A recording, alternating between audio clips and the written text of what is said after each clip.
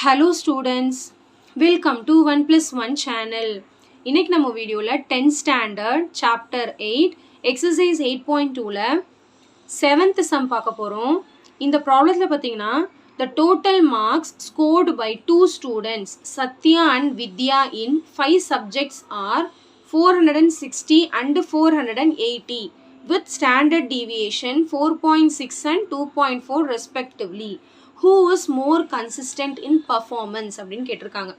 அதாவது ரெண்டு பேர் கொடுத்துருக்காங்க, சத்யா அண்ட் வித்யா. 5 சப்ஜெக்டில் டோட்டல் மார்க் பார்த்தீங்கன்னா 460 வந்து சத்யா, வித்யா வந்து 480. Okay, with standard deviation 4.6. சத்யாவோட ஸ்டாண்டர்ட் டிவியேஷன் 4.6, வித்யாவோட ஸ்டாண்டர்ட் டிவியேஷன் 2.4.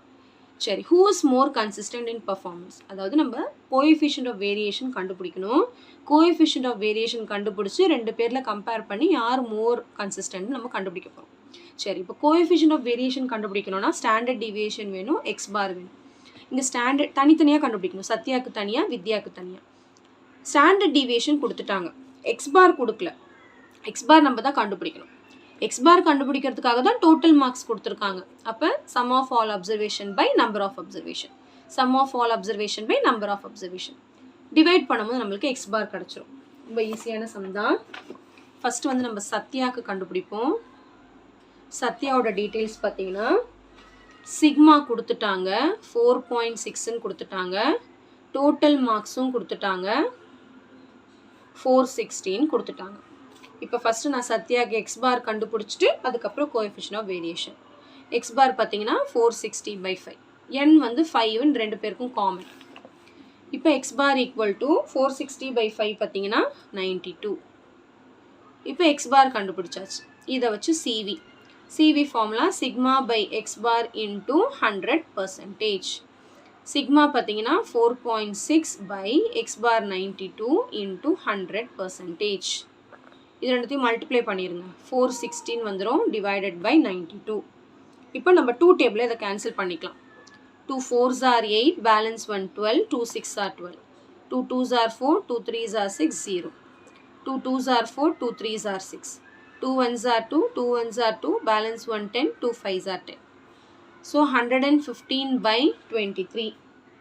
இப்போ நம்ம வந்து இதை டிவைட் பண்ணிக்கலாம். 115/23, 23 5s are வருமே 115, அவ்வளோதான். அப்போ CV equal to 5% for Sathya கண்டுபிடிச்சிட்டோம்.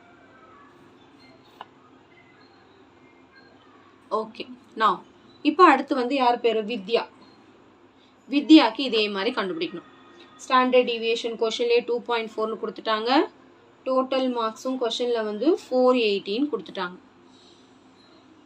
ஓகே, நான் அதே மாதிரி எக்ஸ் பார் கண்டுபிடிக்கணும். 480/5, 480/5 பார்த்தீங்கன்னா 96 வரும். ஸோ எக்ஸ் பார் வந்து 96. இப்போ அதே மாதிரி சிவி கண்டுபிடிக்கணும்.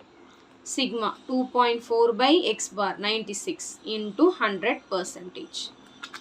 இப்போ அடுத்து வந்து இது ரெண்டுத்தையும் மல்டிப்ளை பண்ணால் 240/96ன்னு வரும்.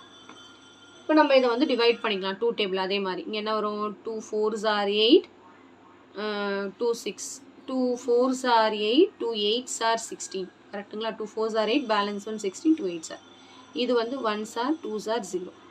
இது 48 இருக்குது. இங்கே வேணால் போட்டு கேன்சல் பண்ணலாம். 120 மறுபடியும் 48ல் 4 டேபிளே கேன்சல் பண்ணிக்கலாம். 4 1s are 4, 4 2s are 8, 4 3s are 12, 0. மறுபடியும் இது வந்து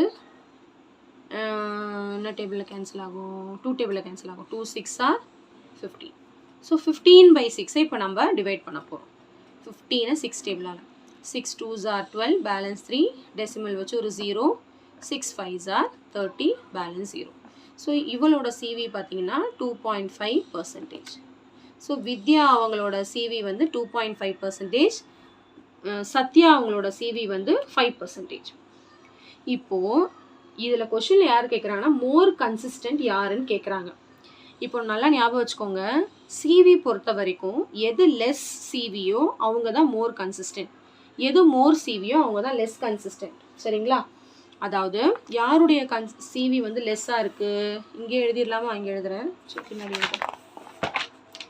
2.5% is less than என்னது 5%. அதாவது வித்யாவோட சிவி தான் லெஸ்ஸு சத்யாவோட சிவியை விட.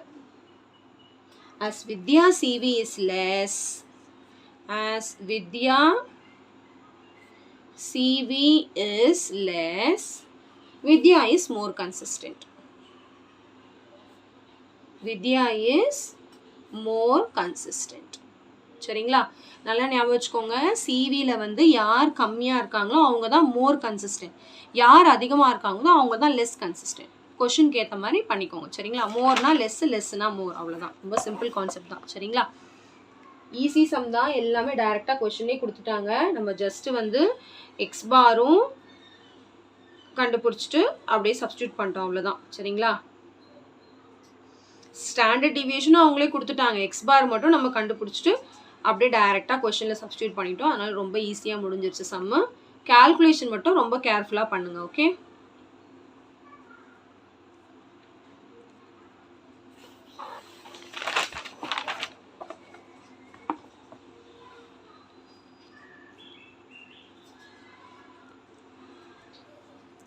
ஸோ கண்டிப்பாக இந்த சம் நல்லா உங்களுக்கு கிளியராக அண்டர்ஸ்டாண்ட் ஆகிருக்கும்னு நினைக்கிறேன். So thank you so much for வாட்சிங் ஸ்டூடெண்ட்ஸ். Bye bye.